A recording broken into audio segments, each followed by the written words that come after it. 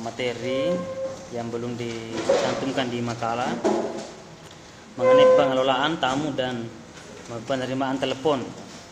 Jadi dalam perusahaan tamu itu sangat penting ya, karena itu akan menjadi calon rekan bisnis atau calon rekan kerja dan lain sebagainya. Dan tamu itu sangat penting untuk dihormati dan dihargai. Nah, menghormati tamu bukan hanya sekedar menemui saja, tapi dari awal penyambutannya itu sudah harus dikelola secara maksimal. Jadi orang yang bekerja baik nanti seperti resepsionis ya, dan dia menerima tamu dalam satu kantor, satu perusahaan atau lembaga, maka dia harus memahami teknik dalam menerima tamu. Nah, tentu tamu ini bermacam-macam. Ada yang tidak bisa bahasa Indonesia misalnya, terutama yang perusahaan-perusahaan besar atau kantor-kantor yang cukup besar yang biasa berkunjung berbagai tamu asing. Maka tentu yang disiapkan dalam menerima tamu itu bukan hanya karyawan atau resepsionis yang bisa bahasa Indonesia saja, tapi yang bisa mengerti bahasa asing gitu. Nah, kalau misalnya di Jogja itu biasa tetap menggunakan bahasa Jawa gitu ya. Bahkan di bandara pun misalnya itu menggunakan berbagai macam bahasa. Ya, ada bahasa internasional seperti bahasa Inggris, kemudian bahasa Indonesia juga menerjemahkan ke bahasa Jawa gitu. Itu tidak lepas. Nah, itu bagian daripada kearifan lokal gitu. Jadi seorang yang ingin bekerja di suatu perusahaan, baik itu misalnya ditempatkan pada posisi menerima tamu, maka dia sebaiknya memahami kondisi itu. Kan alangkah tidak menariknya satu sambutan ketika yang datang misalnya orang asing, tapi kita tidak bisa mengobrol gitu, nggak bisa bercakap-cakap. Mungkin kita orangnya adalah ramah ya, sangat santun, ramah, suka menerima tamu, tapi karena kendala bahasa itu menjadi persoalan gitu. Sehingga tamu kita tidak jadi bersimpati untuk menaruh saham misalnya, atau menaruh pikiran-pikiran mereka dalam proyek yang kita bangun. Nah, itu tamu sangat penting. Nah, nanti dibedakan, ada tamu yang penting, ada tamu yang tidak terlalu penting. Tamu yang tidak terlalu penting itu tidak mesti dibawa terus untuk diarahkan untuk berkunjung, bertemu langsung dengan pimpinan. Bisa saja dengan pejabat-pejabat lain di bawah pimpinan yang bisa menemui. Ya, karena kalau semua harus diatur untuk bertemu pimpinan, nanti semua pekerjaan-pekerjaan kantor tidak terselesaikan secara maksimal. Jadi nanti memang kita sebagai penerima tamu memahami, bertanya-tanya, ngobrol-ngobrol, atau memang memahami siapa yang tamu itu. Nanti diarahkan pejabat siapa sebenarnya yang cocok untuk berkomunikasi dengan dia gitu. Tidak semua harus ke pimpinan. Nah, tamu dalam bahasa Indonesia misalnya bahwa orang yang berkunjung pada suatu lembaga atau perjamuan.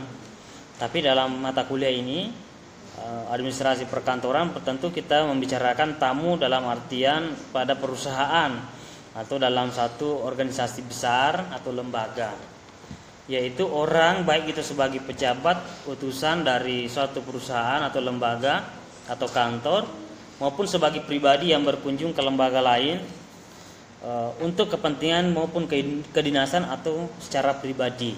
Ya, secara pribadi misalnya ingin bertemu langsung pimpinan, ataukah dia utusan dari lembaga lain, kantor lain untuk menegosiasikan sesuatu, mempercakapkan sesuatu. Nah, itu harus dipahami, itu namanya tamu. Nah, bagaimana menerima tamu? Nah, biasanya ada sekretaris yang mengatur pertemuan.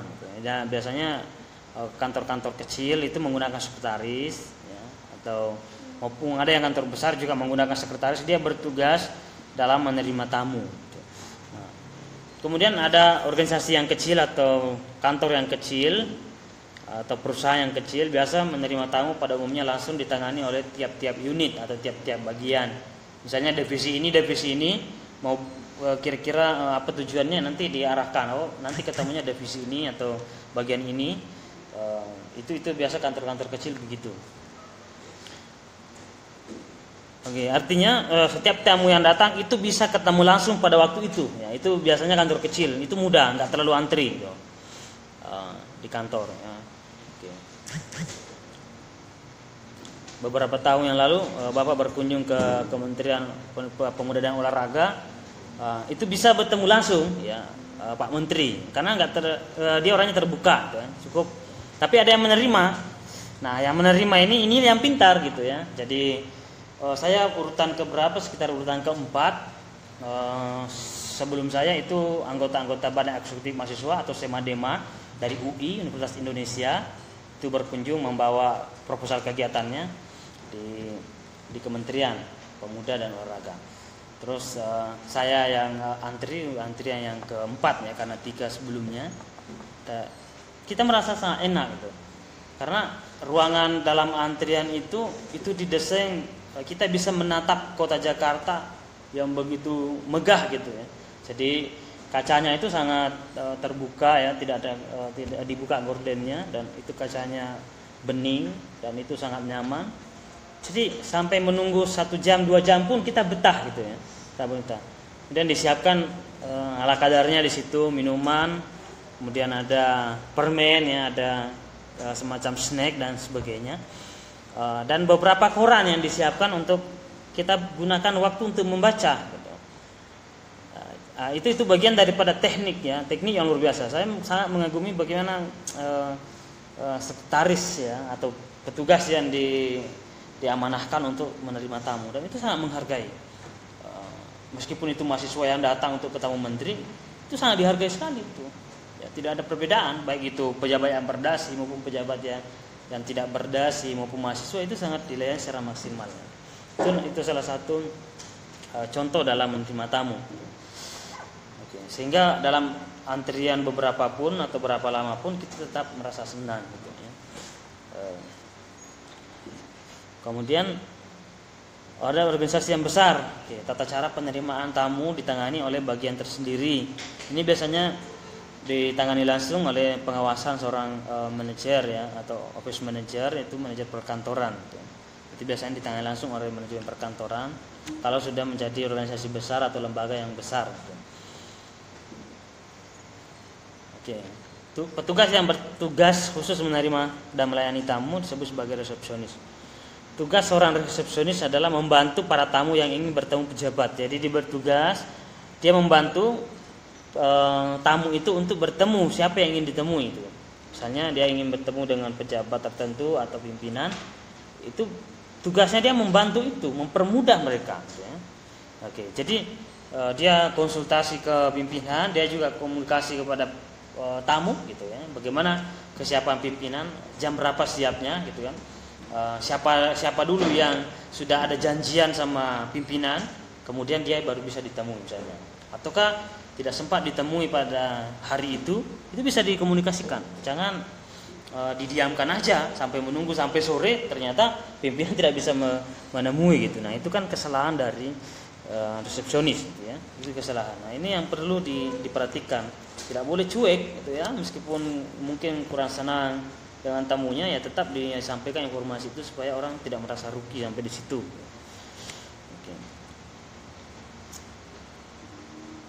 Oke, memahami tamu penting dan kurang pentingnya, itu yang dia memahami. Kemudian kepribadian seorang resepsionis, yang pertama sopan dan ramah tamah gitu ya. Itu biasanya kepribadian orang yang kerja di kantor, ya bukan hanya resepsionis tapi mestinya ya semua pejabat itu ya harus ramah dan sopan, berkepribadian yang tinggi, kemudian bijaksana, cerdas gitu ya. Ya cepat tanggap, itu cepat informasi. Kemudian memiliki pengetahuan tentang struktur organisasi dan hal-hal penting yang berkaitan dengan organisasi atau lembaga. Jadi misalnya ada tamu yang bertanya, ini di bagian mana? Ya kalau nggak ngerti itu bingung gitu. Jadi aku juga nggak tahu gitu ya. Jadi yang tamu ini kan merasa gimana ya dipekerjakan di sini nggak profesional gitu.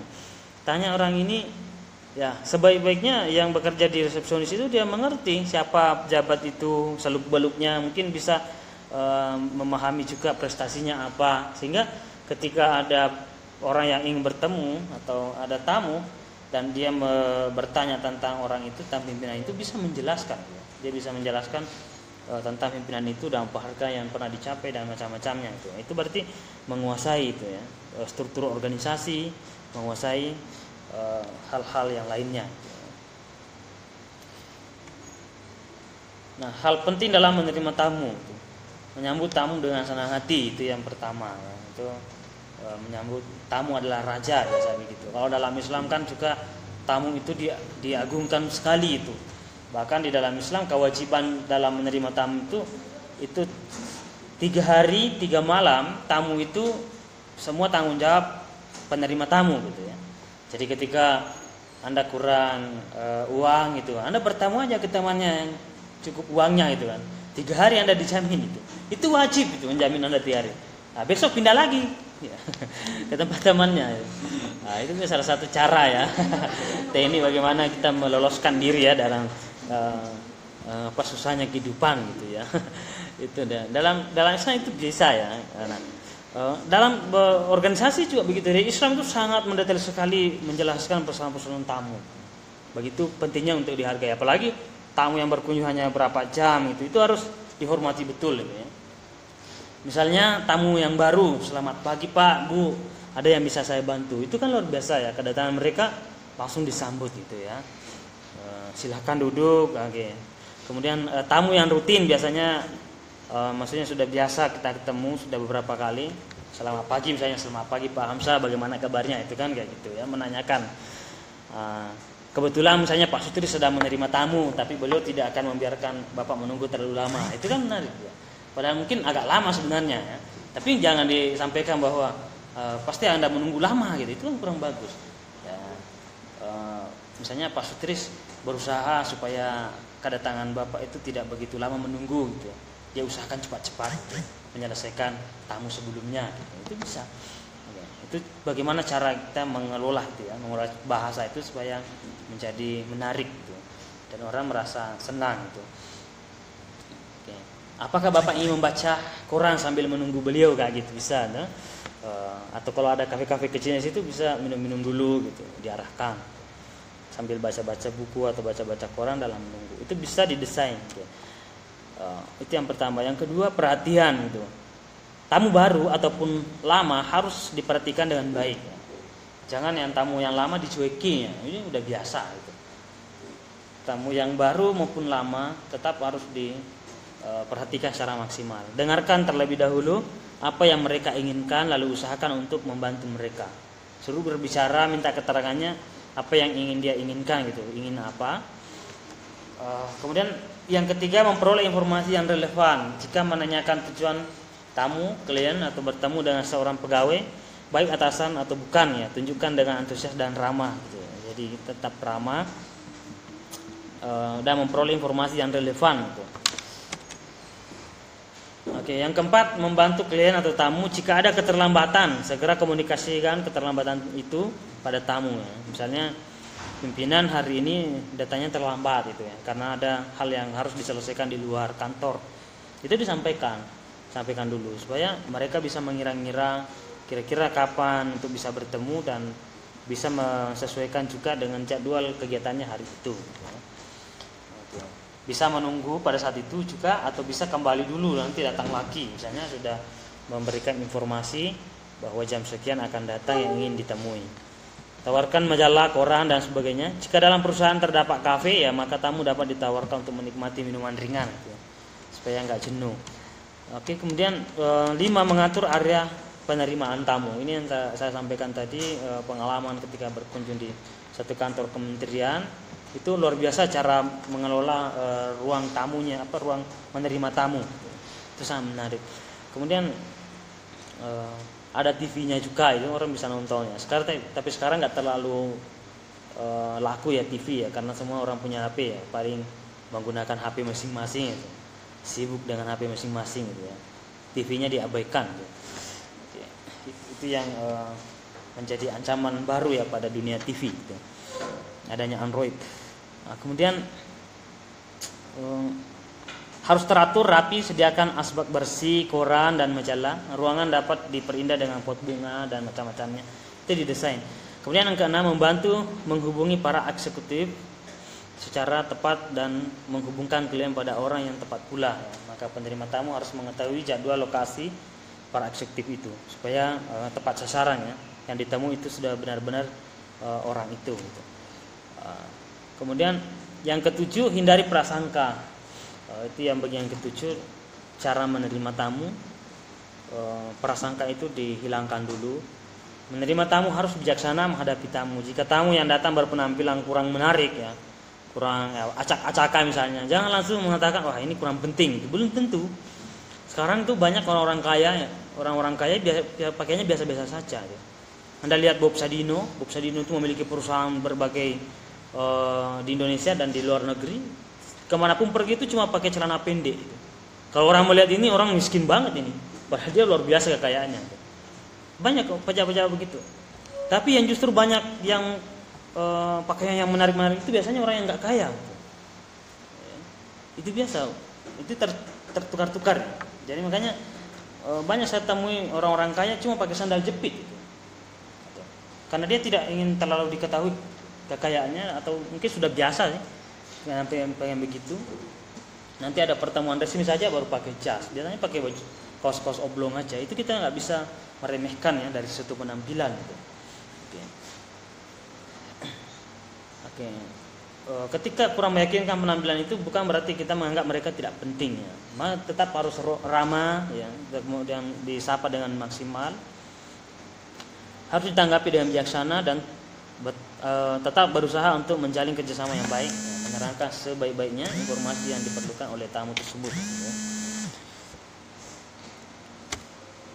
Nah, yang kedelapan dalam menerima tamu, ini yang kedelapan, memenuhi keperluan tamu. Jika orang yang berkepentingan sedang tidak ada di tempat, cari alternatif dengan menghubungkan tamu dengan pihak lain. Misalnya tidak bersedia, ya, ada pertanyaan tadi ketika pimpinan misalnya tidak bersedia menerima tamu itu. Bisa saja dengan berbagai macam kondisi atau sebab, itu bisa diatur ulang atau ditanyakan kepada pimpinan kapan mau diterima, kapan saja misalnya, nanti disampaikan juga ke tamu yang datang gitu ya. Itu bisa, atau disuruh komunikasi langsung gitu ya. Supaya disuruh menghubungi langsung aja. Oke.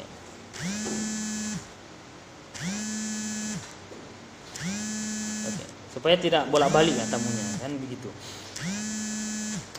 Kemudian berikan saran agar tamu menelpon dan membuat janji terlebih dahulu. Nah, biasanya kan begitu, apa sudah ada janji, apa belum gitu.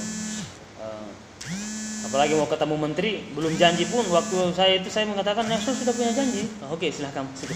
Karena kalau enggak, itu biasa kita disuruh balik. Itu ada cara tekniknya dalam menerima dalam bertamu gitu. Dalam satu perkantoran yang sangat penting. Gitu. Apapun itu pasti mau berkunjung ke dinas pendidikan atau dinas apapun biasa. Mau ketemu pimpinan, sudah ada janji? Bilang saja sudah ada, ya, sudah ada janji. Ya. Kalau betul-betul mau ketemu dan berani ketemu, ya. Karena kalau nggak ada janji maka tentu yang didahulukan yang sudah ada janji dulu. Ya. Nah, ketika pulang maka sampaikan kepada mereka sampai jumpa dan terima kasih. Nah, itu kan sangat membuat dia sangat dihargai, ya, merasa sangat dihargai. Ya. Oke.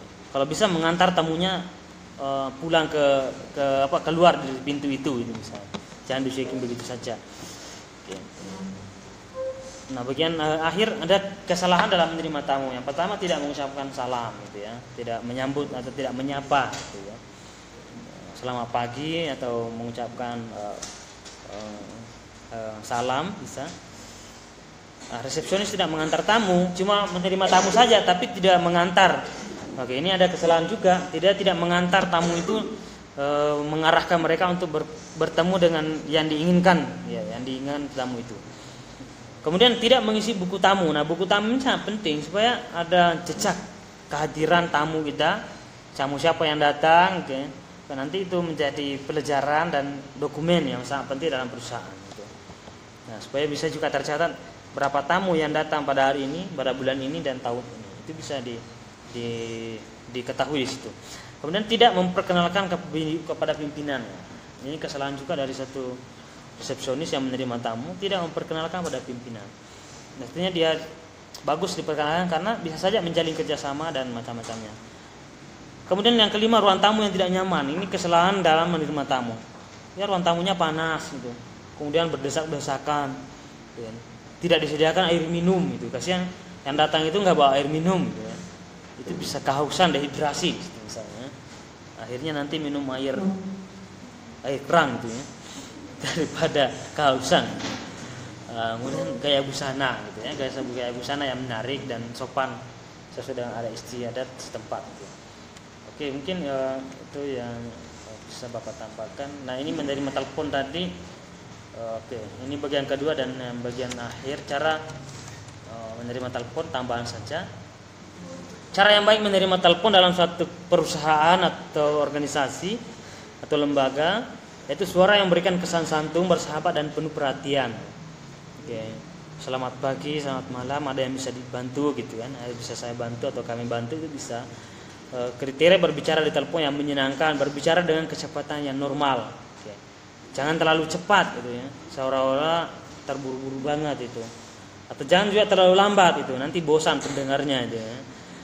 Kemudian berbicara seakan-akan berada di hadapan penelpon disertai ekspresi gitu ya. Ini sebenarnya biasa ada itu pejabat menelpon misalnya, ya nelpon misalnya, oh iya pak, oh gini, coba nunduk sendiri kan, siapa gitu ya, siap ya, saya perintah sini orang misalnya kan gitu ya. Nah itu kan bisa saja gitu ya. Jadi sebenarnya orang nggak melihat itu ya, orang yang ditelepon nggak melihat, yang bukan video call, tapi tetap menundukkan kepala. Itu bisa dilakukan dan bahkan sangat penting. Mengapa? Karena ekspresi itu akan mengkonekkan dengan perasaan orang yang kita telepon gitu ya. Dan cara kita berkomunikasi dengan disertai ekspresi itu membuat perantaraan suara kita ke sana itu mudah diterima ya secara hati juga gitu. Oke. Itu ada yang seperti itu modelnya. Banyak yang bisa dia bisa menerangkan begini ya, padahal orang nggak lihat itu. Itu ekspresi. Itu juga sangat penting ya dalam menerima telepon itu. Ya jangan kaku menelponnya, tetap ada ekspresi. Misalnya teleponan sama pimpinan, sama bos, sama pimpinan, sambil menunduk-nunduk ya, sambil nelpon sambil menunduk-nunduk gitu ya. Itu bisa. Oke. Ya, meskipun itu nanti kalau di tengah keramaian nanti diketawain orang ya. Kenapa itu? Orang juga nggak lihat itu.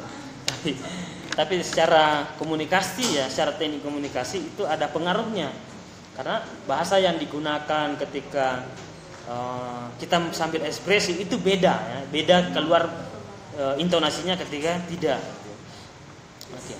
Itu memudahkan aja komunikasi. Oke. Berbicara dengan nada yang santun, lembut, ramah, rasa ingin membantu penelpon ya misalnya kayak gitu ya. Oke, mungkin itu yang menjadi tambahan pada hari ini. Cukup sekian pada pertemuan hari ini.